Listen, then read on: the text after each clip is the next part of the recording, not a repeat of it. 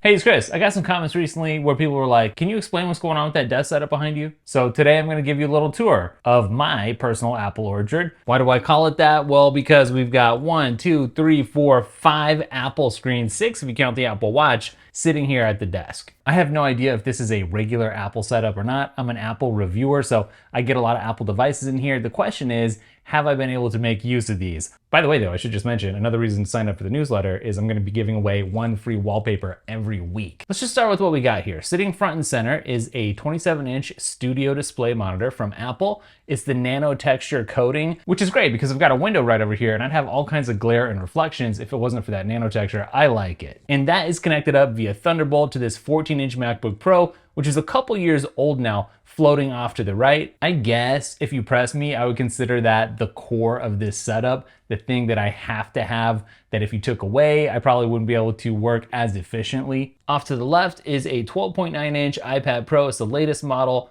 OLED screen, love it, oriented vertically. Different than a lot of setups I've had in the past. I know it's sort of unconventional. If you're gonna have an iPad, a lot of people don't just treat it like an extra display. They're gonna use it with the Apple Pencil, Magic Keyboard, etc. I've done that mostly in the past, but for now at least, I'm loving this setup for reasons I'll get into in a second. But I will say I can grab it and go if I really need to or want to use the Apple Pencil. Now in the past, I've been a fan of ultra-wide monitors. Wish Apple would make one for years. They haven't, but in some ways, I kind of feel like I have the rough equivalent of an ultra-wide setup here. It's 3 distinct devices, 3 different screens, but over this span of pixels, I actually get quite a bit of real estate. Sitting here on the desk mat, I've also got the new iPad Mini 7. This is my go-to note-taking device at the moment. Yes, I've got the Pro over there, but I just love the size of this. I talked about this in the review. I can just grab it, I can sketch, I can annotate stuff. It's just perfect for kind of acting like a digital piece of paper right here, and it's so convenient. Now you might also notice I've got the iPhone Pro parked here in standby mode. I've got the time and the calendar displayed at the moment. I never used to be the kind of person who put the phone on the desk because I thought it was kind of a distraction,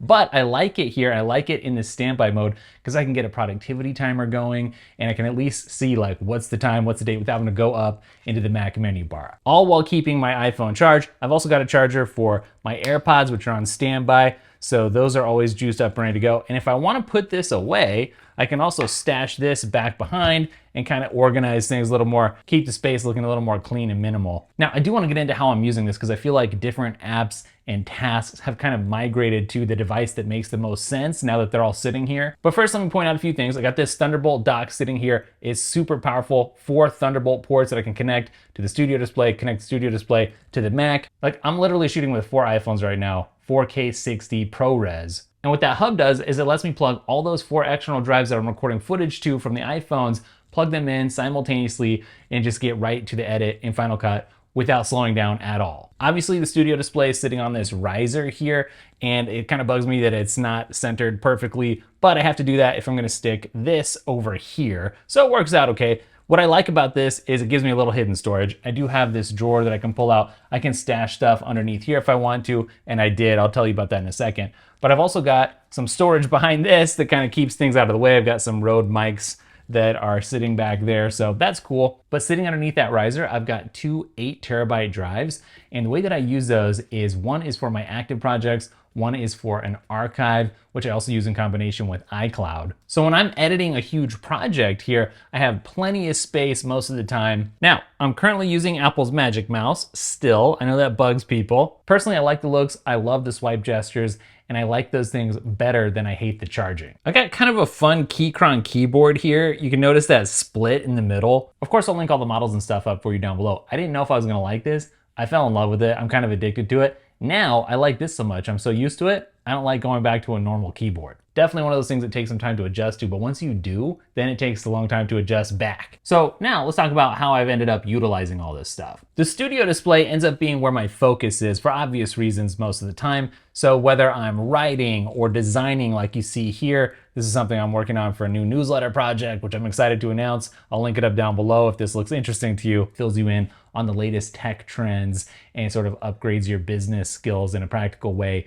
And I pipe in some information from the interviews that I do on one of my other channels from experts and successful people. So I'm really excited about it. Get subscribed if that sounds interesting. But here also is obviously where I do my video editing in Final Cut Pro. And then basically I end up using the display on the Mac over here for kind of a supporting role. So oftentimes I'll have a web browser going there if I'm doing some research or if I needed to do some screen recordings or captures and drag them over into Final Cut or Photoshop, whatever I'm working with. And then you can see if I'm ever listening to Focus Music or Apple Music, that lives over there. Also, Finder with all my files is gonna be over here most of the time, so I can drag and drop and see those files anytime I need to. Speaking of Focus Music, I do love to use Brain.fm on all my devices, Mac included. Helps me zero in, just reduce distractions, crush my to-do list. I've got a ton of tracks that I've marked as favorites. You can see them here. I've been a fan of the lo-fi tracks for a while. I'm really getting into the grooves though lately. If you want to check it out, you get 30 days free at brain.fm/dailytech, daily TEKK, or check out the link in the description. And then I'm using Universal Control to control the iPad with the same keyboard and mouse setup that I have for the Mac. And I love that. If I need to drag and drop files instead of having to mess with AirDrop, it makes it super easy. Very often I'll get the MyMind app going over here so I can kind of see what I've stashed and quickly be able to find stuff that I need. You know, maybe I'll glance at my email or something over there. Or if I have some downtime, like some footage is crunching in Final Cut Pro, then maybe I'll take that time to browse through my creativity list on X, kind of get inspired, see some cool stuff. But there's actually one interesting kind of new way for me that I've been using it, which is kind of fun. It has to do with AI. And actually, I feel like a lot of this hardware setup hasn't really changed much over the last year, year and a half, 2 years. But what's different is everything's being infused with AI, and I've really been able to put it to use. So right now, for instance, I've got ChatGPT's voice assistant over here. Now let's say I'm writing something over here on my Notes app. I can have it do some research for me, like a research assistant, and just talk to it. I can ask it, what's the best way to say this? Or what would be a good title for that? And you get less distracted. That's the main thing. Hey, ChatGPT, how's it going? I'm doing well. Thanks for asking. How about you? I'm just working on a video right now. Nice. How's the video coming along? Pretty good. And you're in it. Oh, that's exciting. Happy to be a part of your project. What role do I play? You're an extra. A voice cameo? I love it. I went to college for design a long time ago, and I use AI for all kinds of stuff all the time in all my projects. Don't feel bad about it in the slightest. That's how I made all these great wallpapers. I haven't turned them into a pack yet, so if you're interested, let me know and I can do that. But the iPad mini has become my favorite place to work with freeform. So if I'm just making some notes, or if I'm going to do some sketching, then I just grab the mini. And it's really nice to just have this sitting here ready to go. I don't have to unmount my iPad Pro. And on the mini, like I said in the review recently, I don't need it to have a better screen or refresh rate necessarily. Would those things be nice? Sure, but it's not gonna make me email better, surf the web better. It's not gonna make me more productive for the sorts of uses that I'm using it for. You know what's weird though? Everyone complained about the bezels on there, and they're basically the same as the bezels on the Pro. Of course, that's a bigger screen, so you don't notice it as much, but you know, my whole setup is a story of big, thick, black bezels. That's kind of what Apple stuff looks like right now. I'm not even saying that's good or bad, I'm just noticing. So let me talk a little bit about, am I being productive here? Actually, yeah, I feel like despite not having the ultra wide like I used to or whatever, this is the most productive I've ever been. Some of that is just I'm excited about my work, the stuff that I'm doing. So I'm digging into it really early. Some days I'll get up at like 4 in the morning and come get 2 hours in before anyone else is up. And having a setup that you can't wait to dig into is a big bonus, right? Like this is a big piece of candy that I get to bite into every day. And that is fun. But here's what's kind of weird. I also kind of like, and maybe it's just because I've gotten used to it over time, this compartmentalized approach, right? Where I've got a bunch of different screens instead of one screen and one machine, right? And everything seems to have naturally been assigned different tasks. When a task pops into my head, I know that, okay, I'm gonna reach for the iPad mini, or that's gonna go on the iPad Pro. Big task here, periphery stuff over here, productivity, kind of meta stuff, keep me on track, be aware of the time, to-dos, calendar stuff right in front of me. So yeah, I feel like I'm firing on all cylinders right now in the Apple Orchard, and that's a great feeling.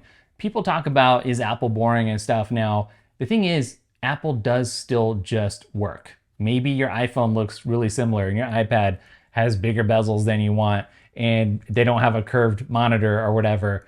Those things are all true, but what's also still true, and you can have both things be true at the same time, is that it's a great place to be productive, to be creative, to get things done. I definitely feel like with this setup, I was never going for a certain aesthetic necessarily. You know, I wasn't trying to impress people with how it looks and getting all the cords out of the way. Like this is just a setup that naturally developed as I was going about my work. Like, at the end of the day, who cares what it looks like? I'm not making money on Instagram off of people wowing over the setup, right? I just care about being able to get my work done, enjoying getting my work done, and most of all, being able to have the power under the hood that I need to not have to hit the brakes when I'm working on a project and it's time sensitive. Plenty of power under the hood over here, lots of power under the hood over here. It's nice to have some redundancy too. But even though I kind of think of this as a beautiful mess of a setup, I mean, I have it looking as good as it can, I guess. Under the circumstances, considering I don't care all that much. But I don't know, for everyone who's disappointed in what Apple's putting out right now, I'm personally feeling pretty pumped up about this setup and the capabilities that I have here. Here's what I'm really curious about though. I need your help. What would you do to improve this setup? What are the accessories, the brands that you would do to outfit this, not just for looks, but for productivity, for getting more done in a more enjoyable way? Let me know. Again, if you're interested in the wallpapers, let me know. I'll turn it into a pack real quick and stick it up. Also, check out the courses. I didn't really talk about them much, but you know they're there. They're waiting for you. This is so annoying. One thing I don't like about this is that even when it's plugged in, the OLED dims after a while. Look at this. There you go. It's back. I wish it would just stay all the time until I turned it off. But check out the courses. There's a lot to dig into. If you're into freeform, I got a course on that. Productivity, course on that. New one on AI coming up soon. So you can get in on that early for a special discount. It's all linked up down below. I'll catch you in the next video. Later.